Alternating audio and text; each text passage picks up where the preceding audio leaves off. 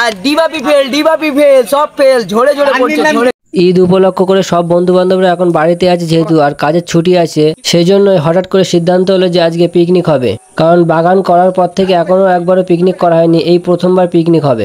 আর যেহেতু আমার বাগানে হবে তাই চারা গাছ যা যেখানে ছিল সব এক সাইডে করে দিচ্ছিলাম, কারণ একসাথে অনেকজনের চলাফেরা করবে আর চারা গাছগুলো ঘা খেয়ে নষ্ট যাতে না হয়ে যায় সেজন্য আগের থেকে সরিয়ে দিচ্ছিলাম। আর তারপর সবাই যে যার নিজের দায়িত্ব পালন করছিল, কেউ হাঁড়ি আনছিল, কেউ ওভেন আনছিল, কেউ সিলিন্ডার আনছিল, ঝাড় যা দায়িত্ব ছিল তারা সেই দায়িত্বগুলো পূরণ করছিল।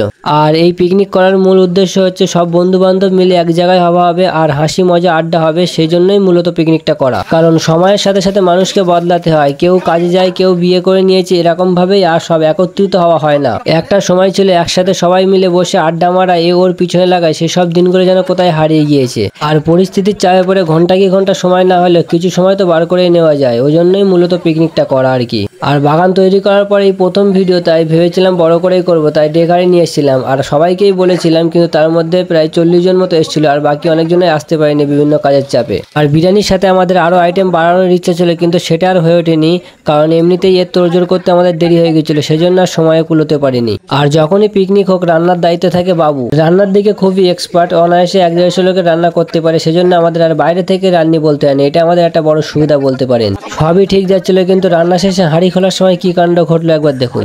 আমার মুখ ফুক সরার মান বুঝলি।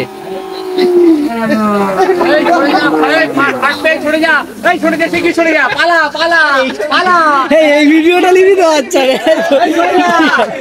এই আওয়াজটা যেন আসে, হ্যাঁ এই আওয়াজটা যেন আসে।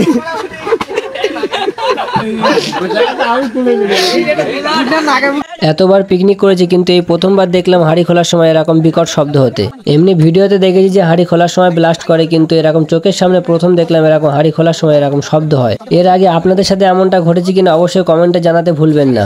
আর এবার আসছে খাওয়ার পালা, আর এর মাঝে আমার একটাই দায়িত্ব ছিল এই স্মৃতিগুলোকে ক্যাপচার করা, তাই সুন্দরভাবে আমি সব ভিডিওগুলোকে ক্যাপচার করছিলাম। আর এদের অবস্থাটা একবার দেখুন, লাইট না পেয়ে উপরে ফোন গুঁজে দিয়েছে ফ্ল্যাশ জ্বালিয়ে, মানে বাঙালি পারে না এমন কোনো কাজ নেই। আর এরই মাঝে একটা মেহমান এসে দেখি যে হাজির। রাত যেহেতু অনেকটা হয়ে গেছে তাই ভিডিও বন্ধ করে দিয়ে তাড়াহুড়ো করে গুছিয়ে নিচ্ছিলাম। আর তার আগে এই রিভিউটা একবার দেখে নিন বিরিয়ানিটা কেমন হয়েছে। আর ডিবা পিফেল সব ফেল ঝরে ঝরে পড়ছে ঝরে ঝরে। রানীর নাম হচ্ছে বাবু, ঠিক আছে?